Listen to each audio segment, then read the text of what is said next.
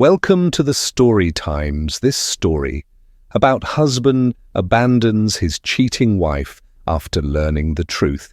James walked into the house. Sunday night, after her weekend away.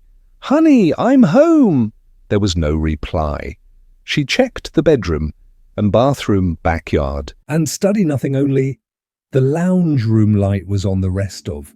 The house was in darkness. Going back out to the garage, she confirmed that Tom's car was still there. Strange, she thought, shrugging. She went to fix herself a snack when there was still no sign of Tom by 10 p.m. She tried to sell no answer, just like Saturday night. And this morning, she thought at midnight, she rang the police. They told her that they could do nothing until a person had been missing for one complete night. Despite her exhaustion, she found sleep difficult.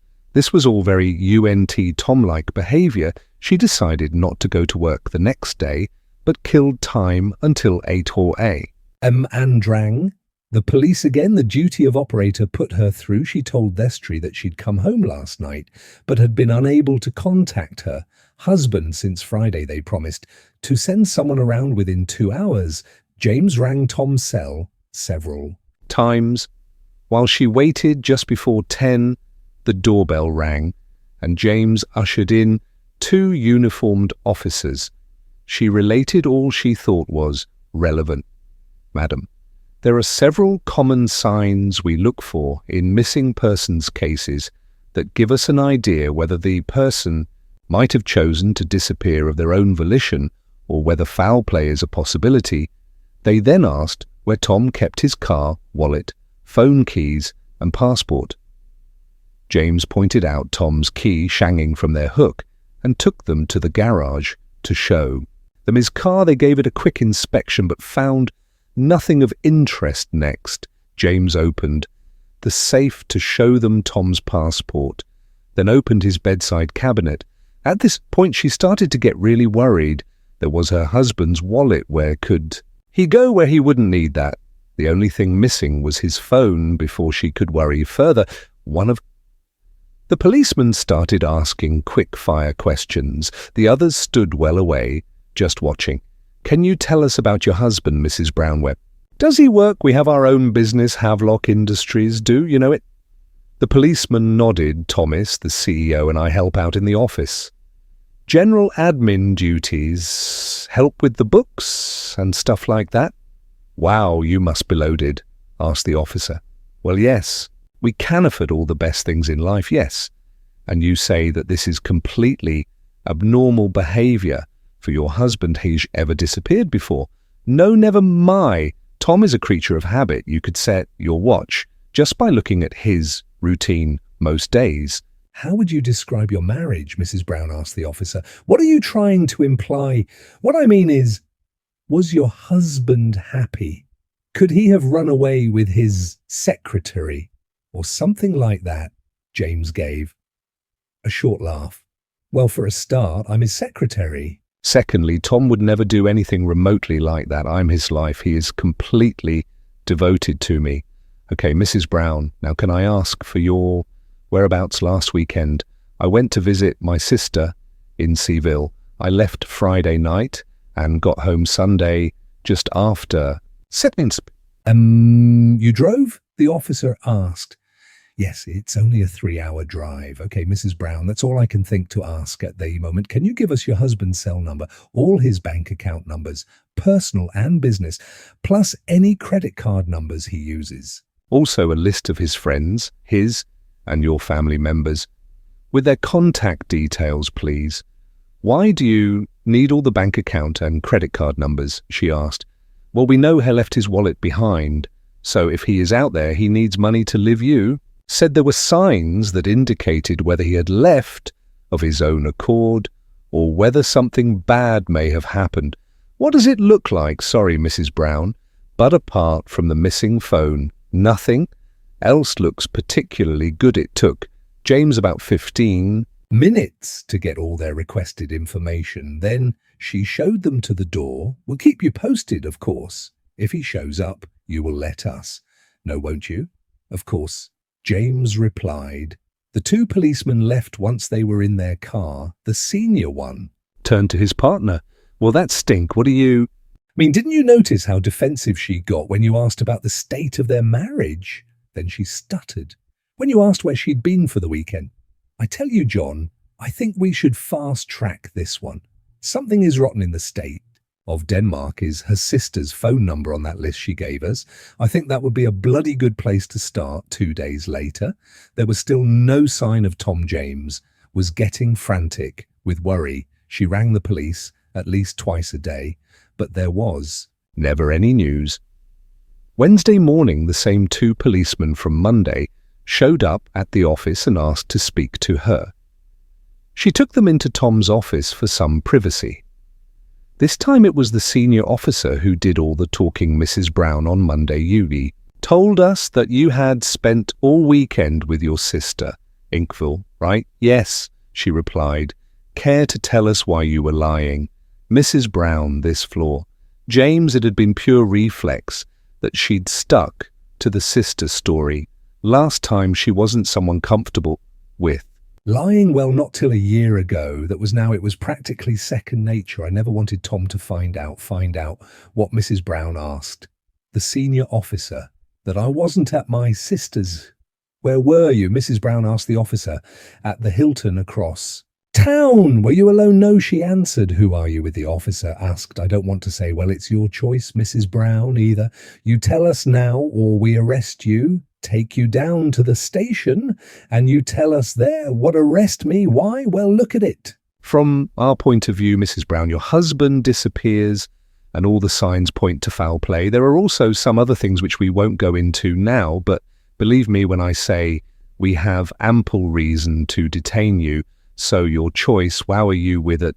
The Hilton all-weekender, man, she replied, the policeman asking the questions grinned at his partner. In triumph, James missed the interchange. She was too busy looking at the floor, face flushed. The officer turned to James and asked, who? Mrs. Brown. Dennis Smith. James replied. Your lover, Mrs. Brown, asked the officer. Yes, James answered. And did you leave the hotel any time between Friday and Sunday nights? The officer asked. No, the only time I left the room even was to go to the restaurant to eat, James responded.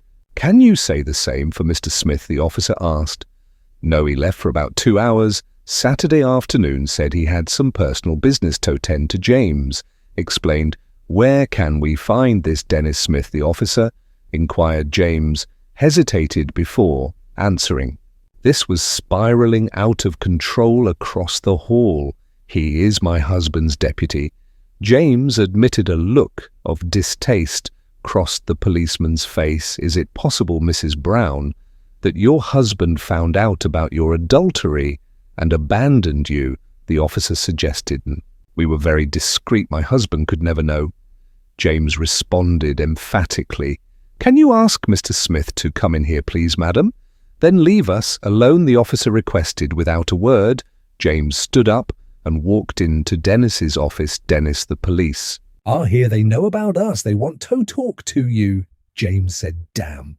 Dennis exclaimed. Dennis's face paled, and then slowly he stood and walked into Tom's office with the demeanor of a man walking to the gallows. James sat in reception for the next 45 minutes, her mind in a turmoil of dread. For the first time, she really thought about her affair with Dennis. Until now, she had partitioned it into the emotional too-hard basket. Boredom had been the instigator. Intimacy with the same man for so many years had just become routine.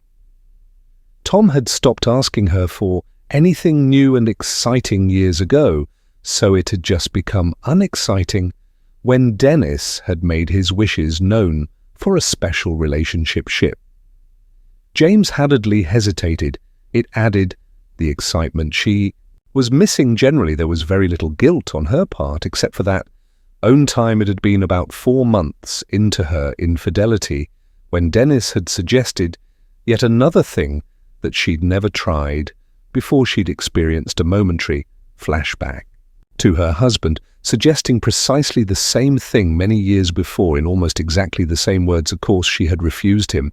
It was way too bad for her tastes. The vague thought had entered her mind that maybe she was mostly to blame for the routine nature of love with Tom. The thought was brushed aside by the excitement of the new experience, and afterward was buried deep. Just one more thing to enhance her naughty experience by hiding her secret. Weekend hadn't ended well. Friday night, Dennis had suggested they each file for divorce from their spouses, and Mary James had immediately shot that down. She'd no intention of leaving. Tom Dennis had pressed again on Saturday until things became quite heated. Words were said in the heat of the moment that made James suspect that Dennis was keen to get her half of the company instinctively. James knew not to mention the real reason Dennis had disappeared. For 2 hours Saturday night to the police. He had stormed out, yes.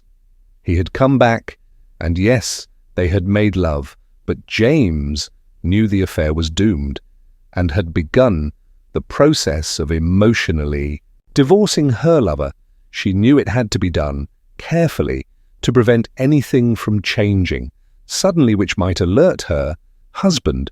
After the police left, she and Dennis talked until the end of the day, discussing all the possible implications. With heavy hearts they went their separate ways at 6 p.m. Mary James to her suddenly lonely house. Dennis to his wife. Sleep eluded them both. James was woken by heavy knocking on the front door at 7:00 a.m. The next day, she opened the door to be greeted by a man in a suit holding a badge. In front of her face behind him stood two uniformed policemen and 2 men in disposable coveralls.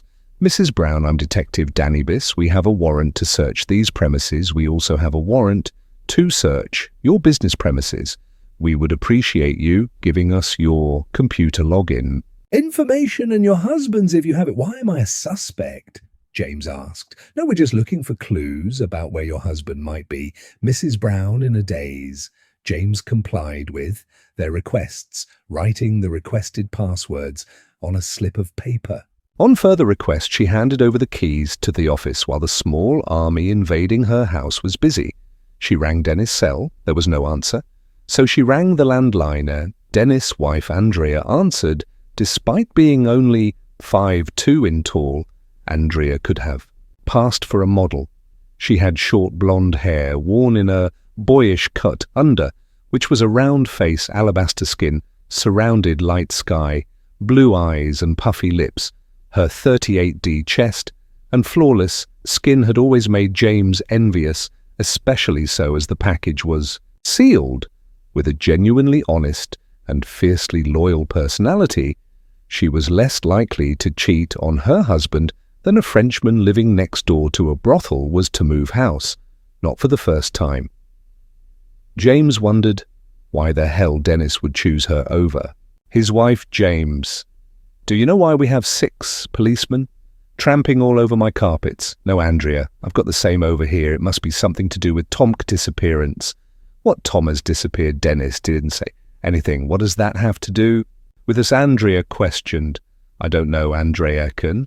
I speak to Dennis. He's tied up with the police right now. Look, James, what's going on? Andrea asked. I have no idea. Andrea, sorry, I've got to go by. As she turned the phone to its charging cradle in the kitchen, James saw one of the technicians kneeling on the floor with a strange-looking torch. She left the house in the garage. The other technician was inside Tom's car, she made, to get in her car, but the technician stopped her. We haven't done that one yet, madam, with no escape. James sat in Herden and listened to some relaxing music. The boys in blue left at about 2 p.m. with no words of comfort. In her car, James drove to the office in Tom's car. No one said she couldn't. The police had left a bit of a mess in reception, plus Tom and Dennis' offices. Dennis was already there, and they exchanged words of comfort. Their recent animosity is forgotten in their shared fear. James pushed him away when he tried for a hug, reminding him that they could never show anything in public. They managed to keep their emotional and physical separation up until the weekend, then desperate, frightened, and alone James rang Dennis and they met at their usual hotel for a brief interlude. She shut him down angrily when he groped her back but followed a companionable cuddle. The whole meeting turned out to be a disaster, for James obviously racked with guilt and fear. Dennis actually cried. This opened James's eyes. She started to see the veil that had clouded her consciousness begin to lift. Had she really risked her happy marriage, her sweet, loving husband for this wimp? An hour later, the decision was clear. No bloody way that was when the guilt and remorse really set in. She cried herself to sleep Saturday and Sunday nights and hardly slept.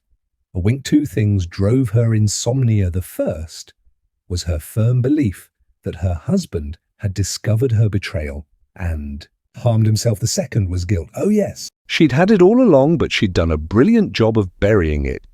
Deep now, I'd emerged with a vengeance. Consequently, when Detective Biss woke her up on Monday morning, she was almost incapable of rational thought. Mrs. Brown, would you agree to accompany me to the police station? Detective Biss asked. Yes, of course, James replied. I have to tell you, Mrs. Brown, that you are entitled to legal representation. The detective informed her James had given some thought to this. In the back of her mind, she'd known. The police hadn't finished with her. Now that's fine. Detective, do I come in your car or can I use mine? James asked. Mine will be fine, madam. The detective responded. The short drive to the station was a silent one all the while. James wondered if it was bad news had they found Tom as they pulled into the station. She saw Dennis being led into the building. Danny showed her into an interview room where they were joined by a female detective who wasn't introduced. Once they were settled the questions, came I.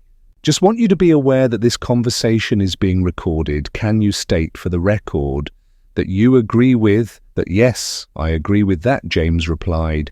Can you also confirm that you've not requested legal representation? Yes, that is correct, James answered for the record. Mrs. Brown, we have been monitoring your husband's bank and credit card accounts for the last week, and there has been absolutely no activity since the Saturday morning you were away. What about his cell phone activity? James asked. I'll get to that, Mrs. Brown. A week ago, 2 of my colleagues attended your house when you reported your husband, David Brown, missing. Is that correct? Yes, that is correct, James answered. During said visit, they asked you to account for your whereabouts. The previous Saturday and Sunday, you stated that you had been visiting your sister. Subsequent investigations proved that was untrue, and you later admitted to spending the weekend in a hotel with Mr. Dennis Smithkin. You tell me why you lied, Mrs. Brown. With her blatant untruths thrown in her face like that, James felt very embarrassed again.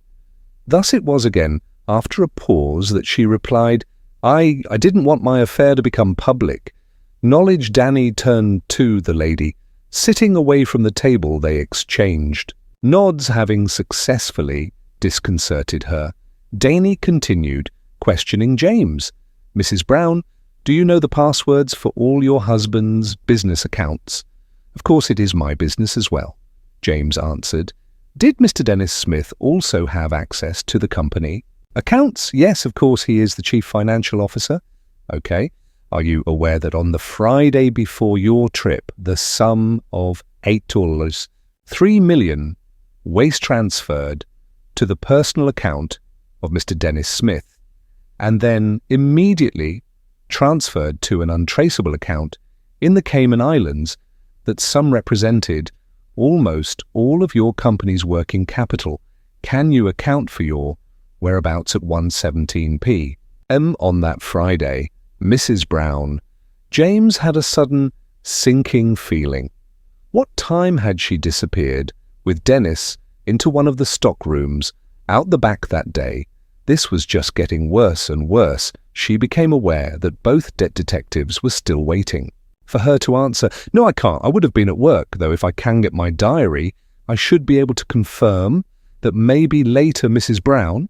I have to say, we suspect that your husband is dead," the detective answered. "No, that can't be. Look at the evidence." "Mrs. Brown, absolutely no action on any of your husband's accounts, no sightings. We know he hasn't left the country as his passport is still here." James tried to interrupt with the information that as Tom had dual citizenship, he had 2 passports, but Danny knew his stuff and refused to regain her composure. He interrupted. "Again, you asked about your husband's cell phone before, Mrs. Brown.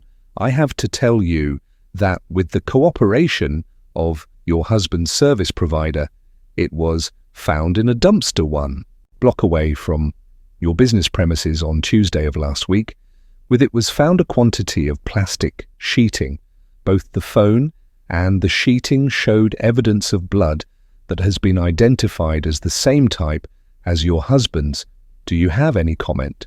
Mrs. Brown James went as white as a sheet. If something had happened to Tom, she would be devastated. The detectives watched the look of horror invade her face and completely misinterpreted it. "No," James answered quietly. "Danny Biss was one of a new breed of detectives, a product of a deliberate recruiting policy, ruggedly handsome, with a natural ability to put people at their ease, unassumingly intelligent but with a slightly checkered past. How can I put this? Let's just say that before his recruitment, He was already known to the police. The combination of intelligence, disarming demeanor, and insight into the criminal mind had ensured his quick rise through the ranks with his instinctive approach. He knew the secret was to keep suspects off balance. So, he plunged on. "Then maybe you can explain where the trace of a large bloodstain came from, found on your kitchen floor, and also confirmed as your husband's blood type at this point." All James was capable of was looking at the floor and shaking her head, mixing it up a bit to cause further confusion. Danny pressed on for the record. "James Brown is shaking her head, Mrs. Brown. Would you like to comment on the prenuptial agreement found in your safe, which clearly states that all assets from the marriage between yourself and David Brown go to the offended party in the case of proven infidelity for..." There could again, the suspect is shaking her head. "Are you aware, Mrs. Brown, that during a search of the premises of Mr. Dennis Smith, a fishing knife was found? Attempts have been made to clean it, but it showed traces of human blood again, with a type shared by your husband for the record."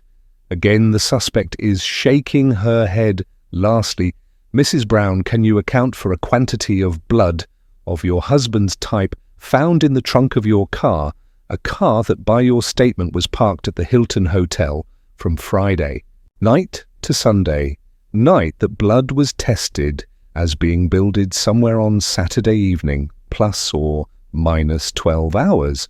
The full gravity of her situation finally began to dawn on her, as well as a deadly certainty. It was fully 5 minutes before she responded. 2 detectives seemed happy to take her time. "I think I need a lawyer," James answered. "James Brown, I am arresting you for the murder of David Brown. You do not have to say anything but anything." At that point, James fainted. James was remanded overnight until 11 p.m. the next day, when a judge set her bail at $250,000 and ordered her to surrender her passport. She was able to access a loan account to transfer the money to a business account. She caught a cab home. That night, the absolute shell of a woman who had been on top of the world a mere 8 days before contemplated the future, a woman that once had everything she had, accepted the fact that her husband was dead. What she couldn't face was their realization that she'd caused it. The guilt and remorse she felt almost stopped her heart. She tried to imagine Tom's face in happier times, but images of him gasping his last breath on her kitchen floor prevented that the mental image of his plastic-wrapped face staring at her as the trunk closed ate into a soul. No longer armored by denial, she sat in the kitchen in a daze. The phone rang and the beaten. Shell automatically answered it. It was Dennis James. "You have to help me." I rang Andrea and she said, "She's left me and cleared out our bank accounts. You have to—" "Bail me out, please, okay?" Dennis James answered. She went back online and transferred another $250,000 from the loan account. Using her newfound knowledge, she was able to pay the second bond the next day. Shortly before lunch, Dennis rang again. "Thanks, lover. Can I come and see you? I really need a hug right now." "Okay, Dennis, see you soon." James answered. As soon as she heard the cab pull up outside, she stood up and went to the door. The shell of James Brown opened the door. Whatever tiny part of her sanity remained snapped when she saw a Nogri standing on her porch. "You lying, murdering bastard, you killed my Tom," raising her husband's pistol. She pulled the trigger. She didn't see the look of shock on its face as the monster was blown backward, a 45-in hole in the center of its chest. It went down so fast that the second bullet went over its head. The last 6 hit, though smacking into the twitching body lying on the path. With the gun still clutched in a suddenly limp fist, something slumped to the top step with its back against the doorframe as the spirit of James Brown fled. Ruth arrived at her sister's house, mentally prepared for the grim task of putting James's affairs in order. Noticing there was mail in the box, she retrieved it, mostly bills, but one postcard with the common logic of if people wanted to keep the message on postcards private, they would use an envelope. She picked it up. On the front was a photograph of a beautiful beach on Grand Cayman. On the back, simply the words "Wish. You and Dennis were here, loved." And what was that all about? She kept going into the house. And so we've reached the end of today's story. Was it what you expected, or did it take a twist you didn't see coming? I'm curious to hear your thoughts. Share them in the comments below, and let's get conversation going. If this story kept you hooked, make sure to hit that like button. And if you're new here or just haven't subscribed yet, now's the perfect time to join our community. I bring you fresh, captivating stories every day, so click that subscribe button and turn on notifications so you never miss out. Thanks for watching, and I'll see you in the next one.